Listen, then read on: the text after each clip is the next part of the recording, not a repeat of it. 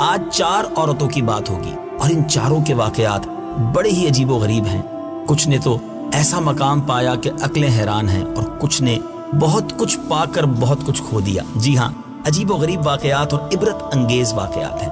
حضرت نوح علیہ السلام کی زوجہ جس کا نام تھا واحلہ، اس کو ایک نبی برحق کی زوجیت کا شرف حاصل ہوا۔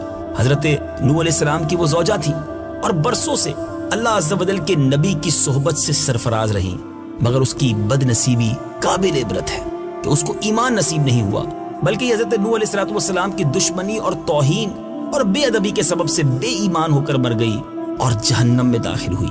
یہ ہمیشہ اپنی قوم میں جھوٹا پروپیگنڈا کرتی رہی کہ حضرت نوح علیہ السلام مجنون اور پاگل ہیں، لہٰذا ان کی کوئی بات نہ مانو۔ ذرا غور کریں، نبی کی بیوی ہیں مگر ایمان نہ ملا۔ دوسری عورت واعلہ، یہ حضرت لوط علیہ السلام کی بیوی تھی۔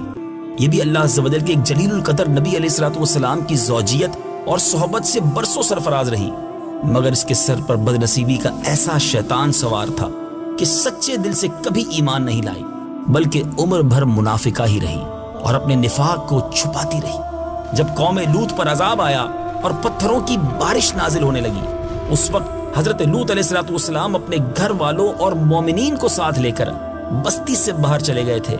واعلہ بھی آپ کے ساتھ تھی۔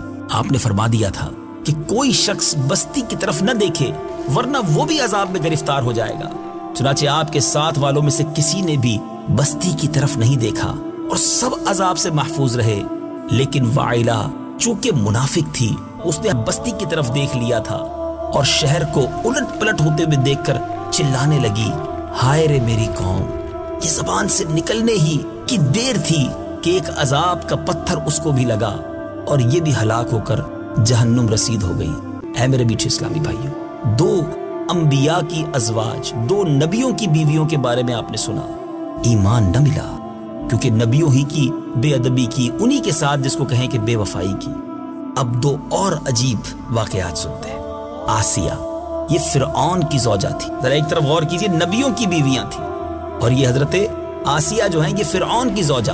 فرعون تو حضرت موسیٰ علیہ السلام کا بدترین دشمن تھا، لیکن حضرت آسیہ رضی اللہ تعالی عنہا نے جب جادوگروں کو حضرت موسیٰ علیہ السلام کے مقابلے میں مغلوب ہوتا دیکھا تو ان کے دل میں بھی ایمان کا نور چمک اٹھا اور وہ ایمان لے آئیں۔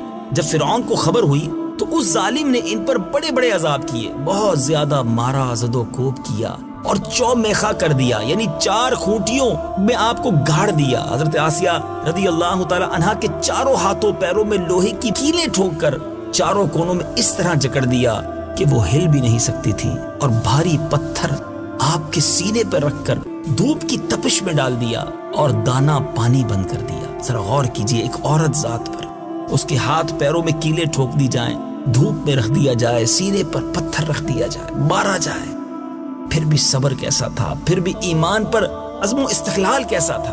ان مصائب و شدائد کے باوجود آپ اپنے ایمان پر قائم و دائم رہیں اور فرعون کے کفر سے خدا عز و جل کی پناہ چاہی۔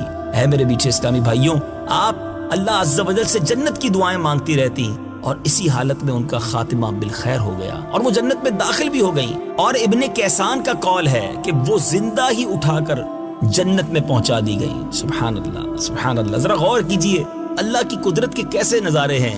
نبیوں کا ساتھ ہو، ایمان انہیں بھی نہیں ملتا جن کے نصیب میں ایمان نہیں ہوتا۔ اس میں معاذ اللہ انبیاء کی صحبت کا اثر نہیں۔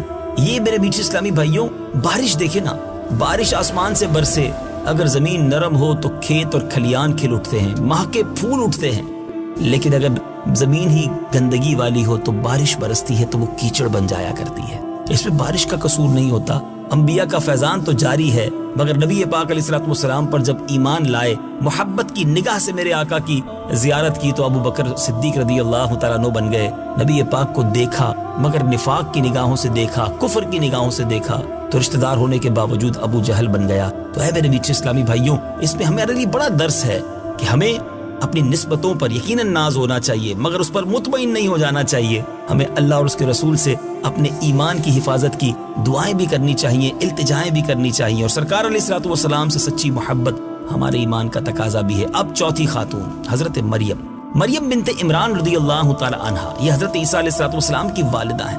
چونکہ حضرت عیسیٰ علیہ السلام ان کے شکم سے بغیر والد کے پیدا ہوئے، چنانچہ ان کی قوم نے ان سے انتان کیا، بدگمانیاں کی، ان کو بڑی تکلیفیں پہنچائیں، مگر یہ صابر و شاکر رہیں اور اتنے بڑے مراتب اور درجات سے سرفراز ہوئیں کہ اللہ تبارک و تعالیٰ نے قرآن مجید میں ان کی مدح و ثنا کا بار بار خطبہ ارشاد فرمایا۔ ان چاروں خواتین کے بارے میں قرآن مجید نے سورہ تحریم میں فرمایا، جس کی تلاوت بھی سنتے ہیں اور آئیے ترجمہ بھی سنتے ہیں۔ ضرب الله مثلا للذين كفروا امرأة نوح وامرأة لوط كانتا تحت عبدين من عبادنا صالحين فخانتاهما فلم يغنيا عنهما من الله شيئا وقيل ادخلا النار مع الداخلين۔ ترجمہ: اللہ نے کافروں کے لیے نوح کی بیوی اور لوط کی بیوی کو مثال بنا دیا۔ وہ دونوں ہمارے بندوں میں سے دو صالح بندوں کے نکاح میں تھیں، پھر ان دونوں عورتوں نے ان سے خیانت کی تو وہ صالح بندے اللہ کے سامنے انہیں کچھ کام نہ آئے، اور فرما دیا گیا کہ جانے والوں کے ساتھ تم بھی جہنم میں جاؤ۔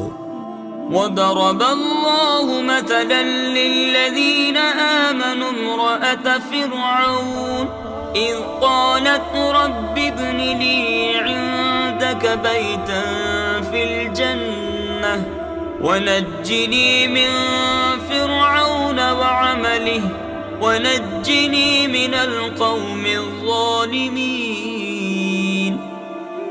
ترجمہ: اور اللہ نے مسلمانوں کے لیے فرعون کی بیوی کو مثال بنا دیا جب اس نے عرض کیا، اے میرے رب، میرے لیے اپنے پاس جنت میں ایک گھر بنا اور مجھے فرعون اور اس کے عمل سے نجات دے اور مجھے ظالم لوگوں سے نجات عطا فرما۔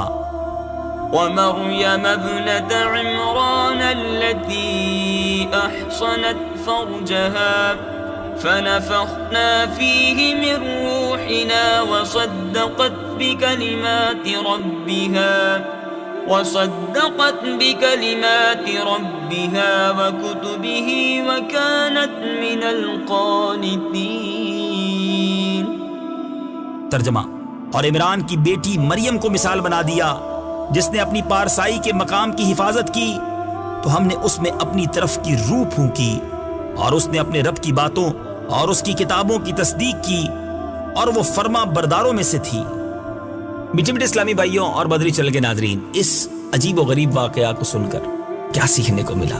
واہلہ اور وائلہ دونوں نبی کی بیویاں ہو کر کفر و نفاق میں گرفتار ہو کر جہنم میں داخل ہوئیں، اور فرعون جیسے کافر کی بیوی حضرت آسیہ رضی اللہ تعالی عنہا ایمان کامل کی دولت پا کر جنت میں داخل ہوئیں، اور حضرت آسیہ حق ظاہر ہو جانے کے بعد اس طرح ایمان لائیں کہ فرعون کے کفر سے بالکل منہ موڑ لیا، اور اس نے جتنے بھی مظالم کیے اس پر وہ ثابت قدم رہی۔